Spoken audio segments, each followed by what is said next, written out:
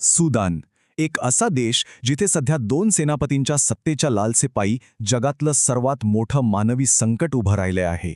आणि या संघर्षाला इंधन मिळतंय सोन्याच्या खाणींमधून आणि हवा मिळतीये काही परदेशी शक्तींकडून. चला तर मग या विनाशकारी युद्धामागची कारणं नेमकी काय आहेत हेच समजून घेऊया.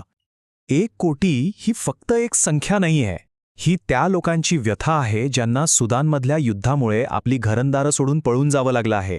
खरं तर आजच्या घडीला हे जगातलं सर्वात मोठं विस्थापनाचं संकट आहे. पण दुर्दैवानं याकडे जगाचं तितकंसं लक्ष नाही. तर मग प्रश्न हा आहे की या जगातील सर्वात मोठ्या मानवी संकटाला खतपाणी कोण घालतंय?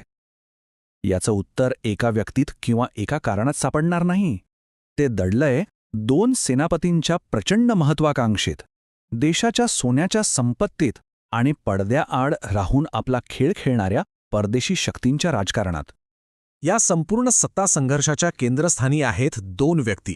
एकेकाळी हे दोघे सहकारी होते, पण आज त्यांची सत्तेची भूक त्यांना एकमेकांचे कट्टर शत्रू बनवून गेली आहे.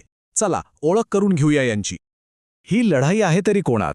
तर एका बाजूला आहे सुदानची अधिकृत लष्करी सेना म्हणजे सुदानीज आर्म फोर्सेस किंवा SAF, आणि दुसऱ्या बाजूला आहे एक शक्तिशाली निमलष्करी गट रॅपिड सपोर्ट फोर्सेस म्हणजेच RSF.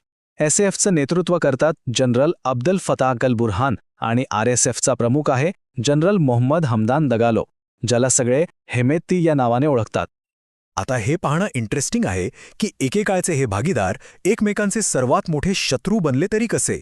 त्यांची ही कहाणी आपल्याला थेट या युद्धाच्या मुळाशी घेऊन जाते. फक्त काही वर्षांचा हा प्रवास बघा. 2019 मध्ये हे दोघे एकत्र आले आणि त्यांनी मिळून हुकुमशहा ओमर अल बशीरला सत्तेवरून खाली खेचलं. 2021 मध्ये त्यांनी परत एकत्र येऊन लष्करी उठाव केला.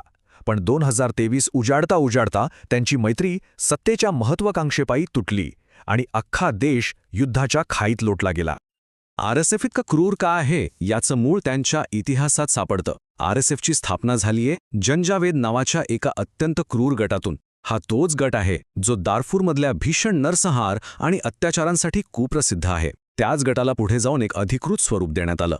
वादाची ठिणगी पडली एका साध्या पण अत्यंत महत्त्वाच्या प्रश्नावरून. RSFच्या 1,00,000 सैनिकांना सैन्यात विलीन केल्यावर त्या नव्या एकत्रित सैन्याचा सेनापती कोण होणार? हा प्रश्न फक्त एका पदाचा नव्हता, तर देशाच्या लष्करावर अंतिम नियंत्रण कोणाचं असेल याचा होता. आणि याच प्रश्नामुळे या 2 सेनापतींमध्ये कायमची फूट पडली. आता या राजकीय संघर्षातून आपण त्या मोठ्या आर्थिक कारणाकडे वळूया जे या युद्धाला अक्षरशः इंधन पुरवत आहे.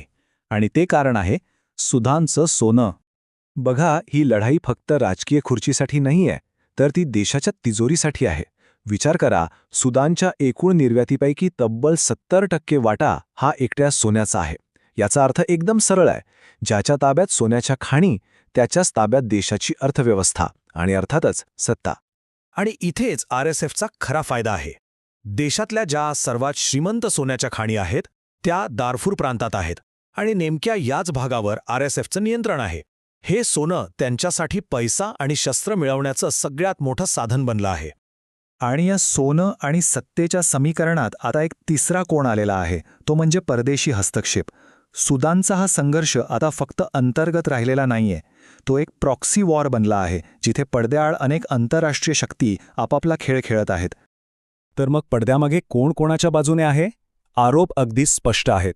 असं म्हटलं जातं की RSFच्या मागे संयुक्त अरब अमिराती म्हणजेच UAE ठामपणे उभी आहे. तर दुसरीकडे सुदानच्या अधिकृत सैन्याला इजिप्त, इराण आणि तुर्की यांसारख्या देशांचा पाठिंबा मिळतोय. आणि या प्रत्येक देशाचे आपापले हितसंबंध आहेत. UAEवरील आरोप तर खूपच गंभीर आहेत. समीकरण साधं सांगितलं जातं. सोन्याच्या बदल्यात शस्त्र, म्हणजे RSF दारपूरमधून सोनं तस्करी करून UAEला पाठवतं आणि त्या बदल्यात UAE त्यांना ड्रोन आणि आधुनिक शस्त्रास्त्र पुरवतं. अर्थात UAEने हे सगळे आरोप साफ फेटाळून लावले आहेत. आणि हे फक्त पोकळ आरोप नाहीत. भारतातील सुदानच्या राजदूतांनी स्वतः हे विधान केले आहे की हे गृहयुद्ध नाही, आम्ही बाह्य शक्तींचा सामना करत आहोत आणि UAE RSFला शस्त्र पुरवत आहे. या एका वाक्यावरून या आरोपांची तीव्रता लक्षात येते. आता या सत्ता आणि संपत्तीच्या खेळाची खरी किंमत कोण चुकवत आहे त्याकडे पुन्हा एकदा वळूया. कारण या सगळ्या संघर्षाचा सामान्य नागरिकांवर काय परिणाम होतोय हे पाहणं सगळ्यात महत्त्वाचं आहे. या खेळाची किंमत मोजली जाते माणसांच्या जीवावर. आकडे अक्षरशः मन सुन्न करणारे आहेत. 1.5 लाखांहून अधिक मृत्यू आणि 1 कोटीहून अधिक लोक बेघर. हे फक्त आकडे नाहीत, ही सगळी उद्ध्वस्त झालेली आयुष्य आहेत, जी या सत्ता संघर्षात भरडली जात आहेत. क्रूरतेची पातळी इतकी वाढली आहे की दारफूरमधल्या अल फशीरसारख्या शहरांना वेढा घालून तिथल्या नागरिकांना अक्षरशः उपाशी मारलं जात आहे. तिथे वंशिक हत्याकांड घडवली जात आहेत. ही या युद्धाची सर्वात भीषण आणि अमानुष्य बाजू आहे.